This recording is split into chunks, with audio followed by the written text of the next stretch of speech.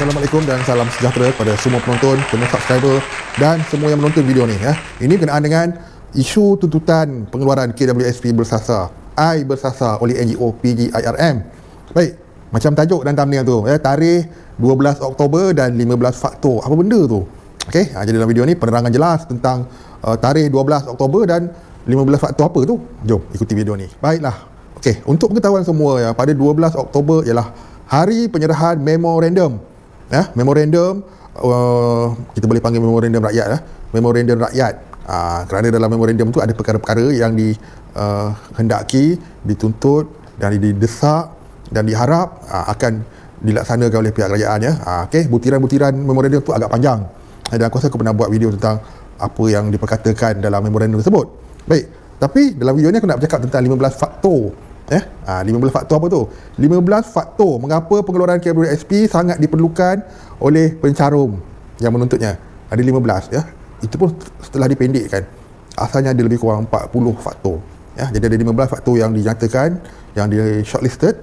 Jadi dalam video ni saksikan apa yang aku nak sampaikan, 15 faktor mengapa pencarum memerlukan sangat pengeluaran KWSP bersasar ni. Okey, 15 faktor ni sebenarnya kalau aku nak cakap keseluruhan 15 memang panjang. Okey, tapi aku akan cubalah sampaikan sepantas yang boleh. Baik ya.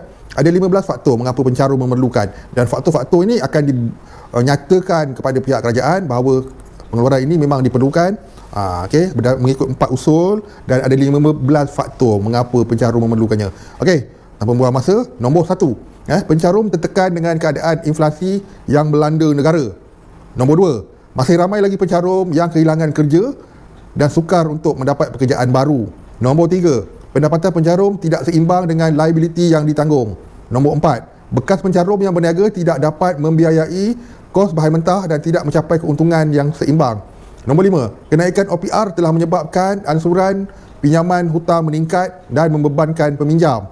Nombor 6, harga barangan yang tidak dapat dikawal dengan sempurna dan agak sukar untuk dibendung kerana ia akan memberi kesan kepada pembekal dan secara tidak langsung menekan peniaga serta menekan kepada pengguna, dan ini akan menyebabkan kuasa pembeli merundum.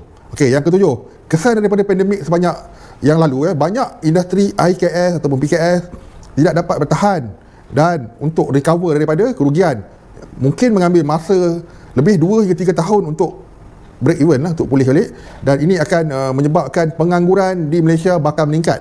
Memang dah meningkat dah pun kadar pengangguran. Okey, nombor 8, pada era endemik ini juga memberi kesan kepada rider-rider di luar sana ya, yang membuat kerja sambilan. Faham ya, yang buat kerja sambilan rider ni, e-hailing, pengantaran makanan dan sebagainya, dan menyebabkannya sukar untuk menampung kos kehidupan kerana kebanyakan rakyat tiada pilihan, terpaksa bekerja sebagai rider kerana kekurangan peluang untuk mendapatkan pekerjaan, kerana permintaan untuk pekerjaan sekarang ni kurang daripada berbagai sektor lah ya, pelbagai. Okey, itu baru 8. Pergi pada faktor yang ke-9, faktor ekonomi negara yang merundum serta perbandingan nilai ringgit Malaysia dan US dollar yang tinggi mengakibatkan harga barang meningkat dengan mendadak dan mengurangkan keupayaan rakyat untuk berbelanja. Nombor 10, kesukaran untuk mendapat pekerjaan bagi golongan yang berumur 40 tahun dan ke atas.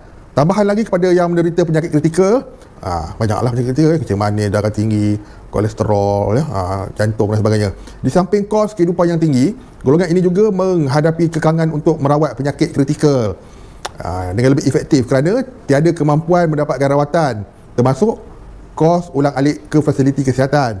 Nombor 11, ibu atau bapa golongan terkesan yang mempunyai anak-anak kurang upaya, anak-anak yang OKU, mempunyai pergerakan yang terhad untuk mencari pekerjaan yang bersesuaian kerana terpaksa menjaga anak OKU di samping menanggung kos rawatan yang tinggi. Baik, nombor 12, ibu atau bapa tunggal yang berumur 40 tahun dan ke atas yang mempunyai masalah sukar mendapatkan pekerjaan kerana faktor umur, mempunyai tanggungan yang tinggi kerana anak-anak yang ramai dan anak-anak OKU yang sangat terbeban dan perlu menanggung kos yang sangat tinggi seorang diri, dan yang mengakibatkan semakin tinggi tunggakan komitmen bulanan. Itu yang nombor 12 ya. Kita pergi pada nombor 13, ketidakpadanan kos sara hidup yang tinggi berbanding pendapatan rakyat yang terkesan semasa PKP, terutamanya yang hilang pekerjaan dan pengurangan pendapatan ketara yang mengakibatkan tunggakan hutang dan komitmen yang sangat tinggi dan tidak berupaya diselesaikan semasa pengeluaran sebelum ini, ya. Harap jelas. Dan kita pergi kepada nombor 14, ya. Ada 15 semua, ya. Sekarang kita pergi ke nombor 14.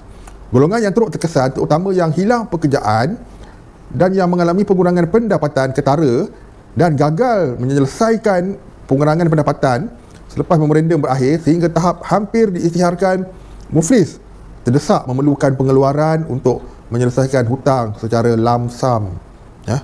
Itu adanya. Dan nombor 15, ya. Ini antara yang terakhirlah, ya, daripada 15 faktor tersebut, ya. Golongan yang kehilangan pekerjaan dan pengurangan pendapatan ketara mengalami kesukaran mencukupkan keperluan persekolahan dan pendidikan anak-anak, terutama kepada ibu bapa yang mempunyai bilangan anak yang ramai atau yang mempunyai anak-anak kurang upaya. Bantuan kerajaan seperti BKM, SDR tidak mampu menampung keperluan asas harian, apatah lagi keperluan persekolahan anak-anak yang mahal. Okey, itu dah 15 faktor mengapa pihak kerajaan perlu meneliti dan melaksanakan pengeluaran KWSP bersasar ni, ya. Faktor ini, ya, merujuk kepada kenapa rakyat, kenapa pencarum yang terkesan sangat memerlukan pengeluaran secara bersasar ni. Bukan pengeluaran untuk semua, tapi untuk bersasar. Golongan tertentu maksudnya. Jadi diharap, ya, pada tarikh 12 hari bulan Oktober nanti, ya, penyerahan memorandum itu akan berlaku dengan lancar, ya.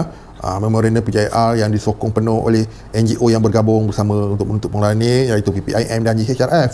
Dan memorandum ini akan dihantar ke Parlimen, ya, ke Parlimen, aku ulang, ke Parlimen, ke bangunan Parlimen, ya. Dan memorandum ini akan dibahaskan nanti, ya, beserta dengan 15 faktor, ya, mengapa pencarum memerlukan pengeluaran KWSP secara bersasar ini, ya. Jadi apabila kita mengetahui perkara ini, ya, mohon semua sama-sama mendoakan agar urusan ini berjalan dengan lancar, ya.